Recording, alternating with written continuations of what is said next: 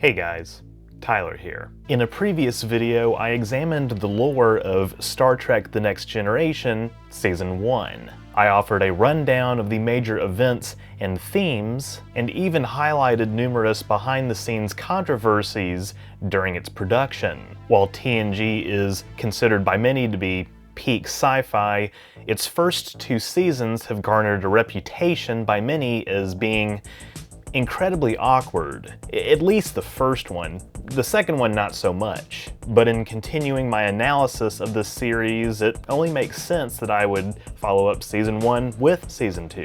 You don't have to have watched the previous video to enjoy this one, but today I'll dive into the lore and themes of TNG Season 2 and answer the question, are both of these seasons actually that bad? Let's find out. In part 1, I established some background about the show's origins and early development. I won't rehash it here, but I do want to provide some insight on another unproduced series that heavily influenced early TNG. In 1977, 8 years after Star Trek: The Original Series went off the air, Paramount Pictures announced plans to launch a new television network to rival ABC, CBS, and NBC. Following the rapid explosion of Trek's popularity in syndicated reruns, Paramount greenlit a sequel series to serve as the network's flagship program. The studio brought franchise creator Gene Roddenberry back in as a writer and executive producer. The series would have been called Star Trek Phase 2 and featured a refitted Enterprise on a new 5-year mission. By the summer of 1977, a pilot was written and ready to be filmed that fall, and construction on sets had even begun. Ultimately, however, the series and the new network deal itself both fell through due to lack of advertiser interest. At first, it seemed like Phase 2 was completely dead, but due to the success of Star Wars, Paramount opted to revive the project as a full-fledged theatrical release, which eventually became Star Trek: The Motion Picture. Many elements of Phase 2, including the Enterprise refit and several new characters, were carried over. While the subsequent TOS movies took something of a thematic departure from the motion picture though, Phase 2's influence on the franchise was far from over. Before we continue, I'd like to tell you about today's sponsor, HelloFresh. Listen, you've got New Year's goals and HelloFresh is here to help you achieve them. Looking for an easy way to eat well and save money this year? Skip the grocery store and take control of your time and budget with delicious recipes delivered right to your door. You'll be amazed at how HelloFresh makes it fast, easy, and affordable to whip up restaurant-quality meals right in your kitchen. With over 35 weekly recipes, HelloFresh has the options you're looking for to help you achieve your goals. Eating well is top of the mind this month, and it's comforting to know that with HelloFresh you always get top quality. Something you all might not know about me is that I love to cook, but cooking takes time. That's why receiving HelloFresh meals week after week not only saves you 25% compared to takeout, but it saves time on those busy weeknights. You know the ones. That's why I was really excited to try Italian chicken with spaghetti, and it hit the spot. Go to HelloFresh.com and use code OrangeRiver21 for 21 free meals plus free shipping. That's HelloFresh.com, offer code OrangeRiver21 for 21 free meals, no extra shipping. Now, back to the video.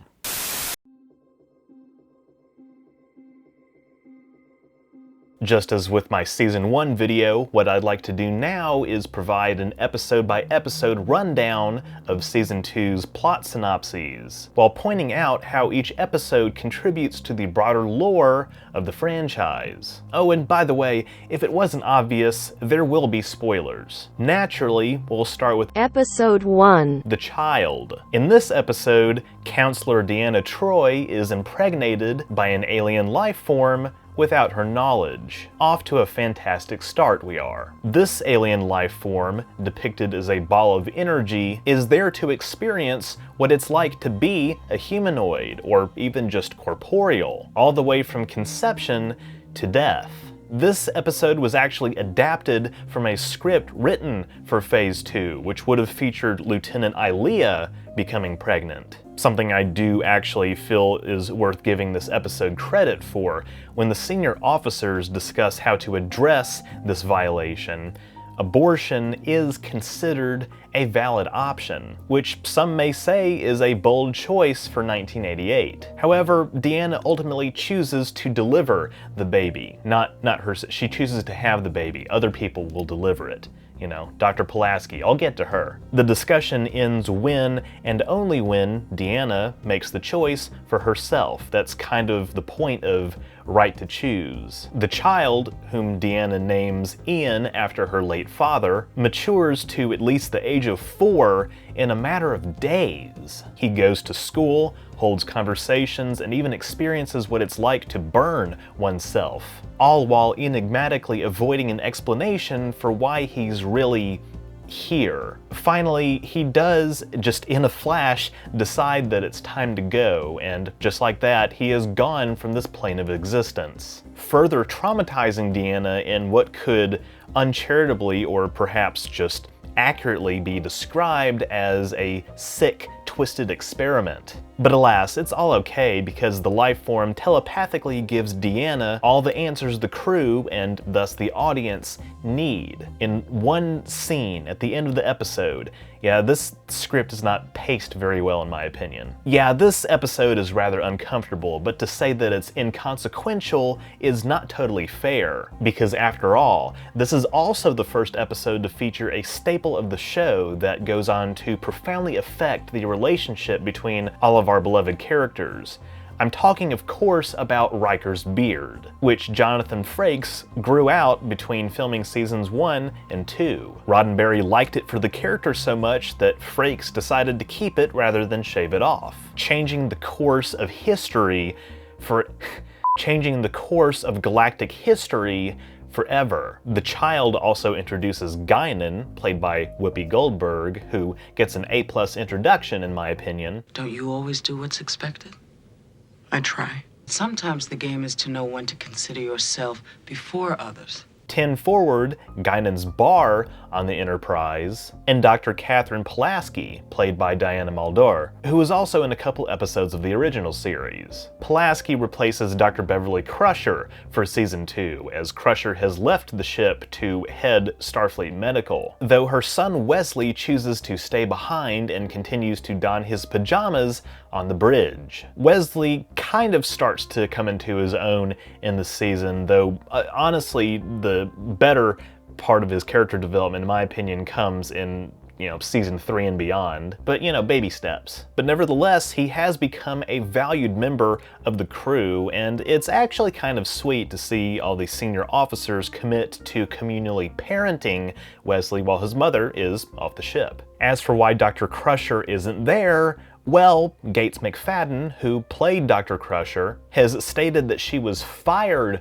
from the show for criticizing some of the writing in season 1 for being sexist. She was generally vocal in her opposition to many of the decisions that the studio had made, but her dismissal still came as a shock to the entire cast, thanks to a letter writing campaign from fans, as well as support from Patrick Stewart and Rick Berman. Ironic, given that Berman is allegedly responsible for running Denise Crosby off of the show. McFadden was brought back for the remaining seasons after season 2. I know that people like to dunk on Pulaski, but at the end of the day, I think she's a perfectly fine character. I like Crusher and all, I'd prefer her. I think that she definitely meshes better with the rest of the crew, which is probably a reason it's a good thing that she was brought back. But from a writing standpoint, Pulaski's skeptical attitude towards Data and other artificial life forms, and her arc to become more tolerant of our beloved android officer, is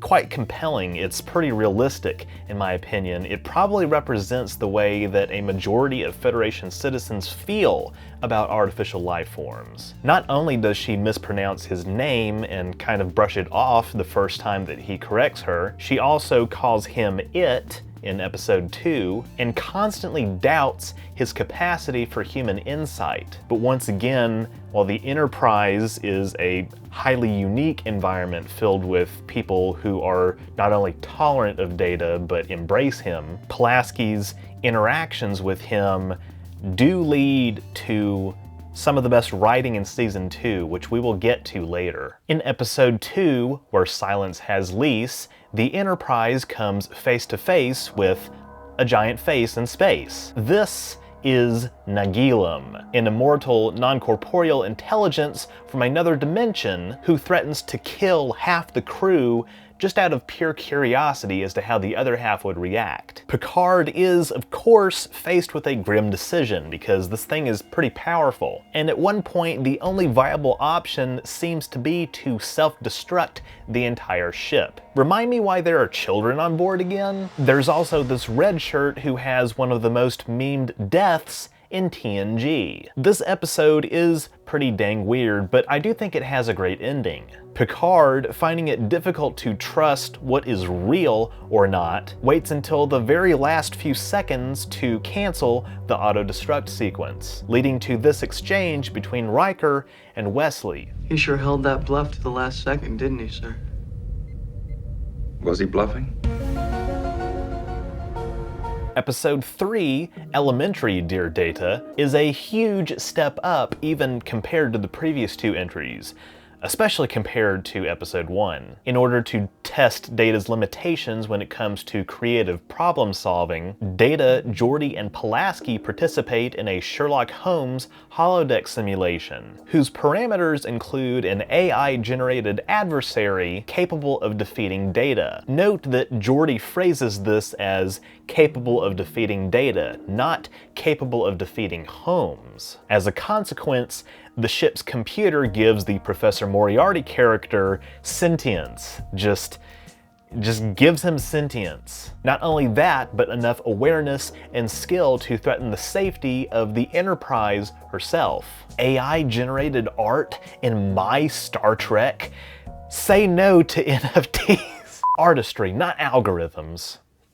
That's lame. Holodeck mechanics are explained in more detail in this episode, which is iconic not only for the introduction of the Moriarty character, but for taking Data's fascination with Sherlock Holmes to the next level. Episode 4, The Outrageous Okana, features a rogue freighter captain named Captain Okana, who inadvertently brings the Enterprise into the middle of an interplanetary dispute. I'm sorry, I know that Okana has some fans out there, including the creative team behind Lower Decks, but this episode is honestly just cringy from start to finish. I'm sorry. The attraction that I have for you. The B-plot about Guinan helping Data understand humor is far more interesting in my opinion. Perhaps the joke was not funny. No, the joke was funny. It's you, Data. But I will give this episode props for offering some of the funniest lines of season 2. So, if you put funny teeth in your mouth and jump around like an idiot, that is considered funny. Episode 5, Loud as a Whisper, features a famed mediator named Riva, who is brought in to settle another dispute on the war-torn planet of Solias 5. Riva is a member of the Ramatesian royal family, who have a genetic condition that renders them deaf. But rather than simply having an interpreter, the Chad Riva has a chorus of 3 telepaths who express his thoughts and emotions verbally. Spoiler alert, the chorus gets killed in what is probably one of season 2's worst VFX shots. This understandably causes Riva some intense emotional pain. Not only were these people his interpreters, they were his lifelong friends, and they just get CGI'd away. But the solution that the Enterprise crew comes up with for Riva to still be able to mediate the conflict is honestly pretty genius. He will teach both sides of the Civil War sign language. Overall, this episode is not terrible, but it doesn't really have any long-lasting consequences for the franchise. Episode 6, The Schizoid Man, features Data's so-called grandfather, Dr. Ira Graves, mentor of Dr. Noonien Soong, who created Data. Graves is very ill and close to death, but he still has plenty of time to be horny and sexist at the same time. For a doctor, you're not a bad-looking woman. Go on, gorgeous. Spit it out. Women aren't people. They're women. Upon his death, Graves uploads his consciousness into Data's body, leading to some extremely awkward conversations. I can love you now, the way I always wanted to. Except we've got that, what's the literary term? Dramatic irony.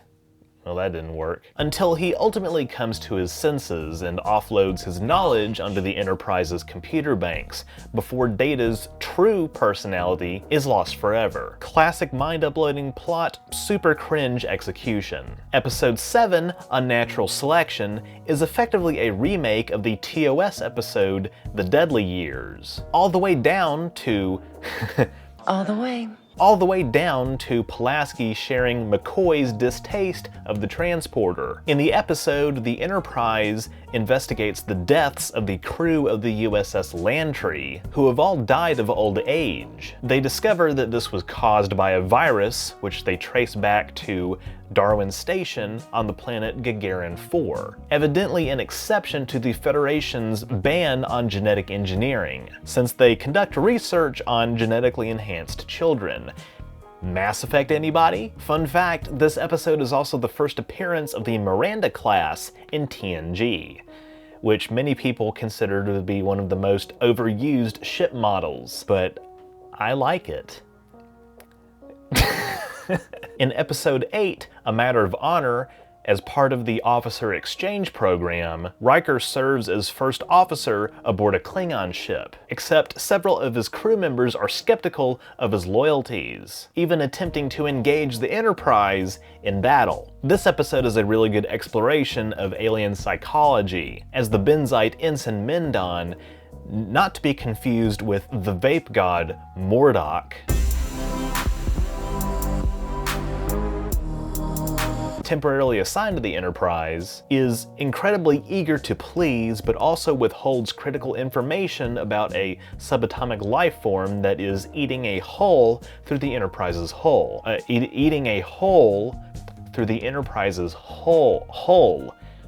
The hull of the ship. He does so in an effort to first identify a solution as per Benzite protocol, but Picard reminds him, this is America. Wait, no. This is indeed a Federation vessel, not just a Benzite vessel. Episode 9, The Measure of a Man, is often hailed as not only one of the best episodes of Season 2, but also of TNG, of the franchise, and of sci-fi as a whole, and for good reason. A Starfleet cyberneticist named Bruce Maddox wants to disassemble Data in order to study him and make more Datas, and he has the backing of Starfleet Command. Picard, incensed that Starfleet would want to take away one of his best officers, pledges to defend in a court proceeding not only Data's right to remain on the Enterprise, but his rights as a person. This is a big deal because it will invariably set precedent for how artificial life forms are treated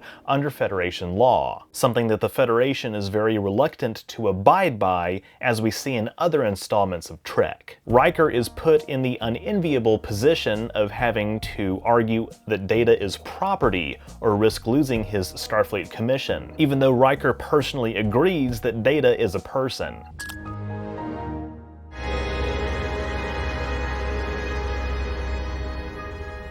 Pinocchio is broken.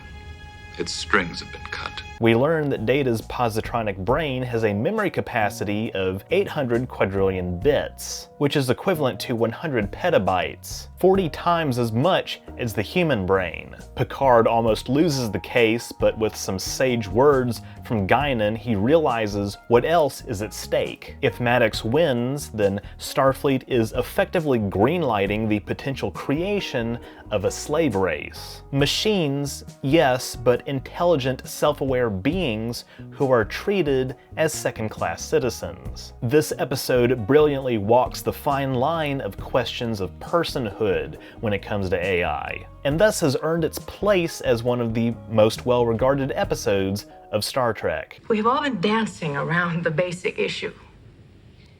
Does Data have a soul? Does this unit have a soul? Episode 10, The Dolphin, sounds like a Bostonian, is a love story between Wesley and a young girl, the heir to the throne of a planet bogged down in centuries of civil war. But not only that, she and her governess turn out to be members of a non-corporeal race, the Elasmorphs. Enjoying this episode really depends on how you feel about Wesley Crusher being given so much screen time, but it does at least have a kaiju fight. I don't think this is my style. Shut up, kid. Episode 11, Contagion, introduces the Iconian gateways, technology from an ancient, purportedly extinct civilization called the Iconians. After a computer virus from an automated Iconian probe destroys the USS Yamato and infects the Enterprise and a Romulan warbird, the Enterprise must find a way to stop it before the Romulans can gain control of the gateway technology. By the way, commanding the Romulan vessel is Taurus, played by Carol Seymour, who voices Dr. Karen Chakwas in Mass Effect. You will withdraw, or I will be forced to destroy your ship and your away team. I sincerely hope you're kidding, Corporal. Your real action usually ends with me patching up crew members in the infirmary. Whew, just had to take a break. I forgot to charge my mic, and I had to tape that poster back up, and I had to feed my cats. It was a whole thing. I also want to take this opportunity to remind you guys that, according to my analytics, the vast majority of people who watch these videos are not subscribed. That's got to change. If you're enjoying this video and you want to see more content like it, hit that subscribe button so you won't miss my future uploads. And click that bell icon so you actually won't miss future uploads, because the subscription button, you know, it only goes so far. Now, back to the video.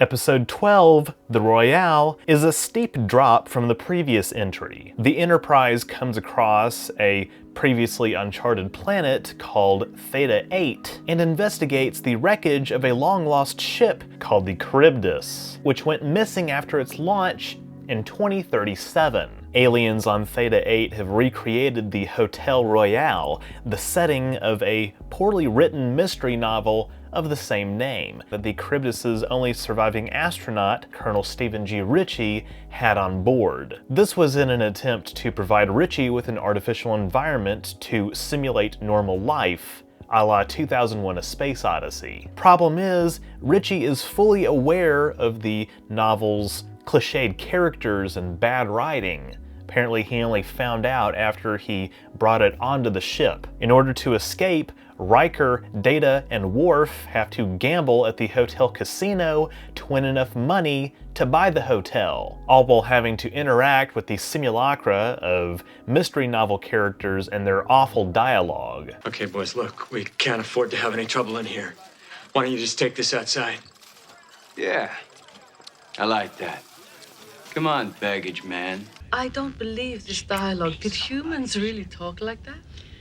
Not in real life. Yeah, see, the thing is, just because you point out how bad the writing of this novel is, doesn't mean that it isn't cringy when you still showcase it throughout the episode. That's also bad writing. Ironically, this episode also has a pretty obvious continuity error, albeit one that only arose to my understanding because of the TNG remaster. The updated version of Ritchie's mission patch clearly states that the Charybdis is humanity's first manned attempt to travel beyond the solar system, but the dialogue in original mission patch indicate that it is the third attempt. Which is it? Pick one. Overall, there's a reason that this episode is considered one of the most embarrassing of Season 2. But you just wait. That's not even the worst one, by a long shot. More on that later. Baby needs a new pair of shoes. In episode 13, Time Squared, the Enterprise encounters a duplicate of Picard from 6 hours in the future. The episode is a classic exploration of free will versus determinism, and the crew must figure out why Picard would have abandoned ship in a shuttlecraft while the rest of the crew has evidently perished. It's overall a pretty decent episode, but like lots of time travel stories, the solution essentially works because it has to for the plot, not because it necessarily makes any intuitive sense. I hate temporal mechanics. So overall, I have to admit, this is kind of a letdown for me. Episode 14, The Icarus Factor, introduces Will Riker's father, Kyle Riker, a civilian advisor for Starfleet. After Will is offered command of the USS Ares, Kyle is sent to brief Will about the mission. But there's a catch. Riker has daddy issues. Riker's father abandoned him when he was 15. The two decide to work out their frustrations with a game of Anbojutsu, prompting a conversation between Troy and Pulaski in which they opine on the nature of male aggression. In spite of human evolution, there are still some traits that are endemic to gender. You think that they're going to knock each other's brains out because they're men? Human males are unique. It's always this battle of the sexes stuff in these 80s episodes. Boys will be boys or something. Long story short, they work out their differences, at least for the moment. Oh yeah, and Riker also chooses not to accept command of the ship because, well, being the first officer of the Enterprise is more prestigious than being the captain of not the Enterprise. Episode 15, Pen Pals, is quite underrated in my opinion. In it, Data receives a transmission from a young girl on a pre-warp planet that is experiencing intense volcanic activity. Data communicates back with the girl, a clear, direct, conscious violation of the Prime Directive, Starfleet's non-interference policy. This prompts a very passionate discussion among the senior staff about the merits of Starfleet's #1 rule, until they decide that just this once, they'll save this one civilization from being annihilated, just as a treat. Okay, I kid, of course, but this episode does contribute meaningfully, in my view, to the broader conversation about the Prime Directive's importance and whether or not it's a good idea. Maybe a good idea for a video.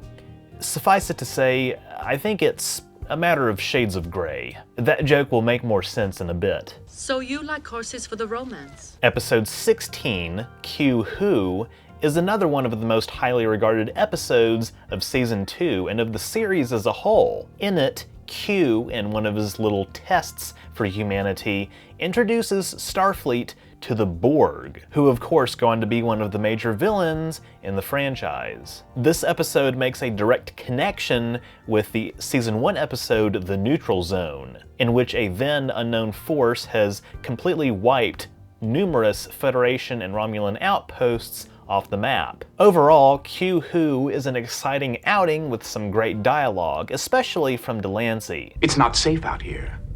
It's wondrous, with treasures to satiate desires both subtle and gross. But it's not for the timid. Guinan is also central to the plot of this episode, and we get some great lore about how the homeworld of her people, the Elarians, was ravaged by the Borg centuries ago. Ultimately, Picard realizes that Q has probably done Starfleet a favor by giving them a kick in their complacency, something that I expound upon in my video about the Lost Era. Oh yeah, and this episode also introduces Ensign Sonia Gomez, who, fortunately or unfortunately, depending on your point of view, disappears after 2 episodes. She was originally intended as a love interest for Geordi LaForge, but plans for this fell through, so they just didn't ask the actress to come back. It's like, okay, can you give her something else to do, please? But while Gomez does at first come off as incredibly clumsy, oh no! Oh, I'm sorry. Oh, Captain. She does show up again later on, having gotten her act together, so to speak, and is captain of the USS Archimedes in Lower Decks. Speaking of Lower Decks, episode 17, Samaritan Snare, introduces the Pakleds, one of the most annoying aliens in Star Trek, if you ask me. They at first appear incredibly stupid and incompetent, but over the course of the episode, it's revealed that in actuality they are incredibly stupid and incompetent. But they do have a degree of cunning, as they are able to trick the Enterprise into sending over Geordi to help them make their ship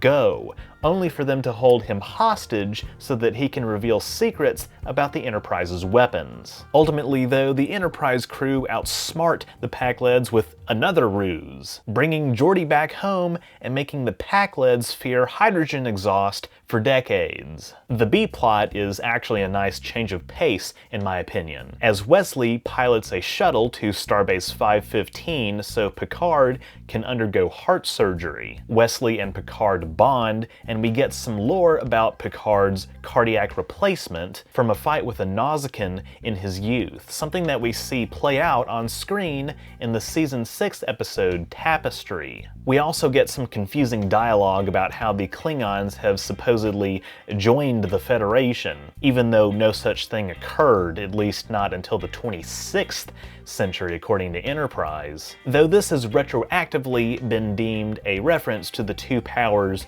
Treaty of Alliance. You will never attain the 24th level of awareness. Episode 18, Up the Long Ladder, is honestly one of the most racist episodes of television I have ever seen. Captain, you better get somebody down here. Right away.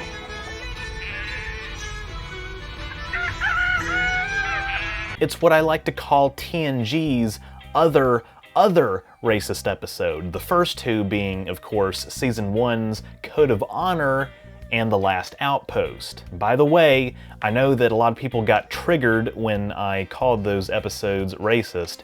Deal with it. Look, it's not a universally held opinion, but it's a commonly held opinion. I'm just reporting what other people have said. In Up the Long Ladder, the Enterprise takes on the neo-transcendentalist passengers of a ship bound for a planet in the Ficus sector. These passengers are, let's call it, stereotypically Irish, to the point that, again, many consider it to be downright offensive.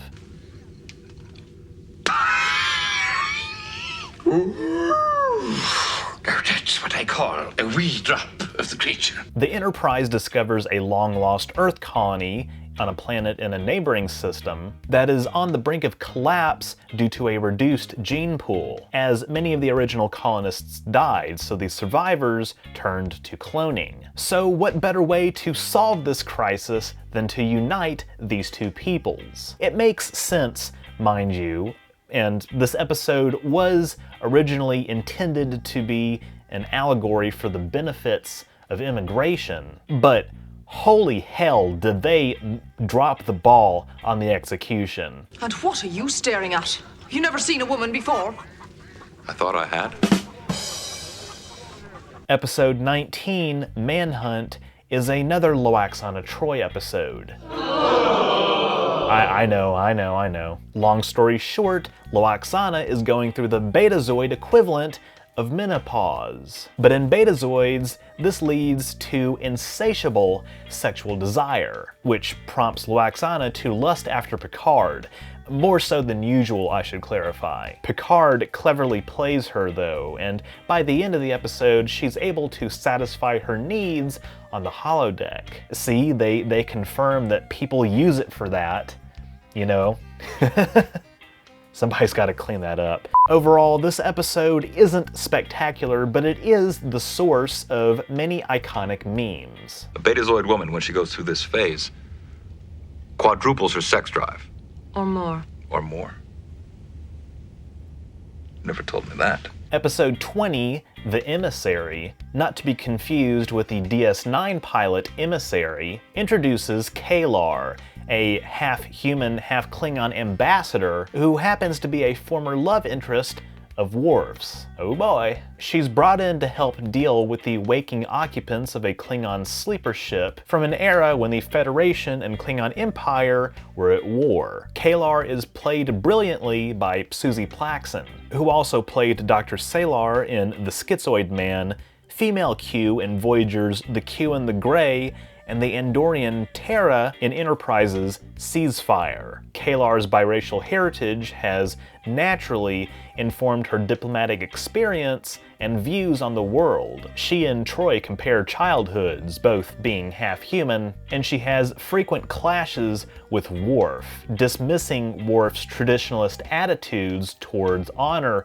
and marriage. Worf is a stick in the mud, but he is not representative of all Klingons, not in the slightest. Interestingly, Worf, who is usually the quickest to suggest an attack, emphatically states his belief that the Klingons on the sleeper ship can be integrated into modern society. He's learned a lot over the past couple years on the Enterprise. But K'Ehleyar is pessimistic. She believes that the only option is to destroy the vessel. Ultimately, Worf comes up with a rather brilliant plan to avoid having to attack, and K'Ehleyar goes over to the Klingon vessel to help acclimate them into the 24th century. How did you like command?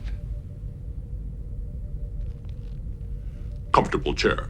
In episode 21, Peak Performance, the Enterprise participates in war games. Riker is selected to command 40 officers of his choice aboard the aging USS Hathaway, and a Zakdorn strategist, Sirna Kolrami, comes aboard to observe for Starfleet. However, the war games are complicated by the arrival of a Ferengi vessel in the system, wishing to claim salvage on the Hathaway. Before the simulation begins, Kolrami defeats Riker in a game of stratagema, and he gloats about this. Kolrami is kind of a dick, even insulting Riker's leadership capabilities on multiple occasions. Kolrami's smugness prompts Pulaski to suggest Data challenge Kolrami in stratagema, expecting Data will bust him up. But Data actually loses, so he devises a rematch strategy that causes Kolrami to forfeit in frustration. In the strictest sense, I did not win. Data. I busted him up.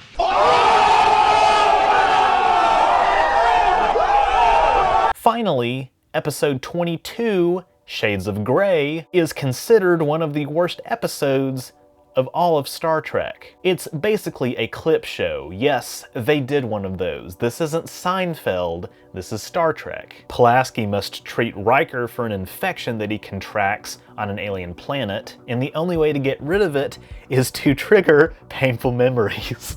Yes, this is real. And it's also literally the only episode of seasons 1 or 2 that I've actually fast-forwarded through on rewatch. I couldn't sit through the clips and the clip show. I did watch some of them on 1.5 speed. Should I reveal that? I don't know if I should reveal that. There's really not much to say except for that this episode was a casualty of budget overruns on previous episodes. They just had to show the face in space. Man, what a way to end a season. Yes, that was the season finale.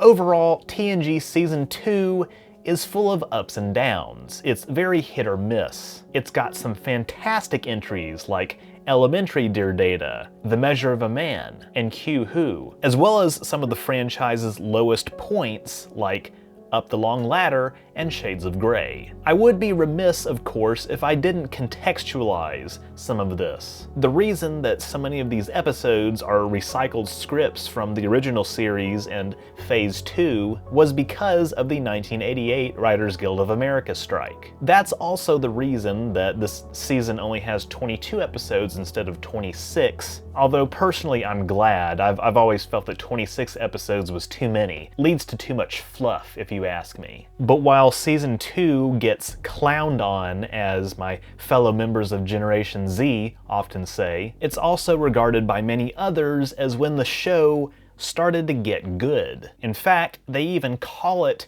growing the beard. Personally, I feel like Season 2 actually does have more low points than Season 1, but it also has more high points. Again, hit or miss. So, should you watch it or not? Well, At the risk of trying to sound like I'm exercising more authority than I probably have, I'll give a reasonably condensed viewing order that includes some of the best episodes, in my opinion, but also ones that offer critical context for broader conversations in the franchise. These are Where Silence Has Lease, Elementary, Dear Data, A Matter of Honor, The Measure of a Man, Contagion, Pen Pals, Q-Who, Samaritan Snare, The Emissary, and Peak Performance. Oh, that's only 10 episodes. Ah, hell, throw in Time Squared for good measure. Okay, 11. That's half the season.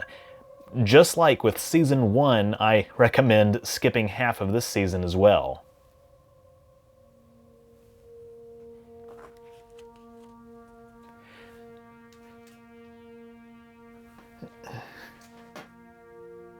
It's coming down. So my final question to you today is, do you want to hear me talk about seasons 3 through 7? Originally, I had only planned on covering seasons 1 and 2 as they tend to stand apart from the rest of the show, but a lot of people say that about seasons 6 and 7. In any event, let me know down below.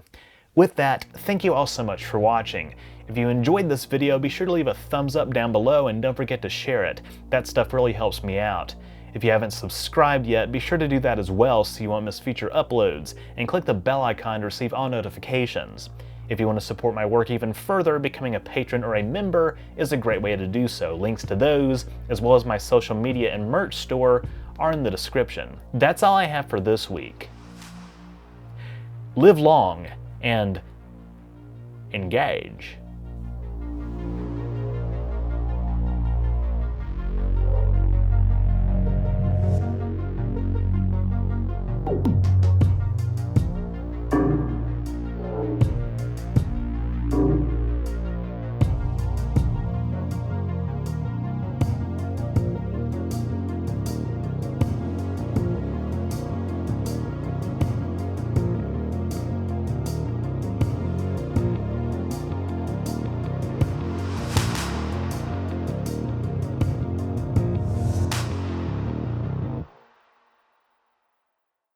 I busted him up.